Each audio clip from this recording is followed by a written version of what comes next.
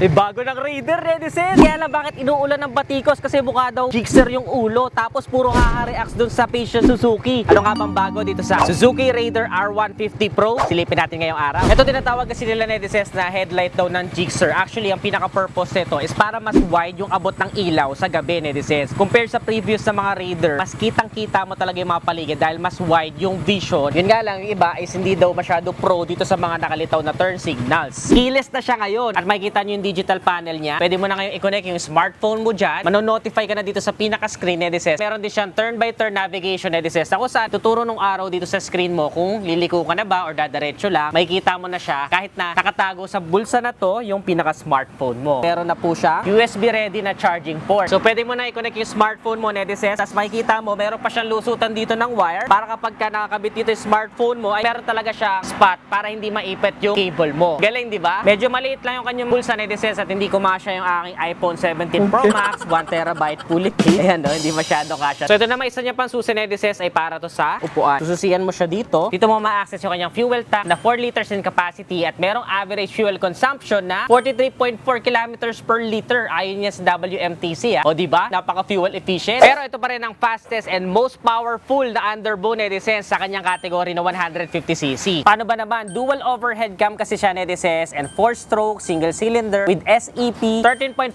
kilowatts of max power and 13.8 Newton meters of max torque. Abot na abot siya ng 5'4" in height na kagaya ko. Yung mga short riders natin dyan, siguradong magugustuhan nyo yung seat height ng Raider kasi iwasayad sa mga higanting hub sa Pilipinas at saka pwede rin tumawid sa mga baha. Ang pinaka nagustuhan ko, Redicen, na upgrade dito is yung tinatawag nilang Suzuki Clutch Assist System, Redicen, na kung saan mas smooth na yung gearing transition natin kapag nagda-downshift and upshift tayo. Kaya hindi gaano nakakapagod kapag traffic at saka naglo-long ride. If we will compare it dun sa Blade, sobrang smooth niya at nagustuhan ko talaga yung response ng engine. Ganun pa rin naman yung taillight niya. Pinagkaiba lang, kagaya sa unahan ay meron na tayong mga nakalitaw na turn signal. Kasi nga naman sobrang nipis lang ng Raider, di ba? Kaya kailangan natin na maging visible and napaka-useful ng ganitong turn signals kapag ka sumapit na ang dilim. Alam nyo, Redicen, matagal ko nang gustong bumili ng Suzuki Raider pero hindi ako bumibili kasi ang pumipigil lang sa akin is hindi siya ABS. Nakakatakot kasi yung napaka-powerful na engine tapos hindi ABS yung braking system. Pero this time around, nabigyan ako ng confidence kasi itong Pro natin is ABS na po siya sa front. Disc brake tayo sa unahan, disc brake sa likod at telescopic fork suspension sa unahan at swing arm naman sa likuran. Mas tahimik na siya at mas mabilis na siyang i-start ngayon. Pagdating naman sa design, Redicen, actually nung makita nyo siya sa mga video, marami talagang mga bumatikos, especially now na available na nga siya sa mga kasa para makita ninyo na it's not that bad. Sa mga pictures or videos nyo lang siguro nahuhusgahan pero kailangan nyo siya makita ng personal kasi very appealing pa rin naman talaga siya at mararamdaman mo pa rin yung Raider bloodline. Actually, naaastigan nga ako sa kanya sa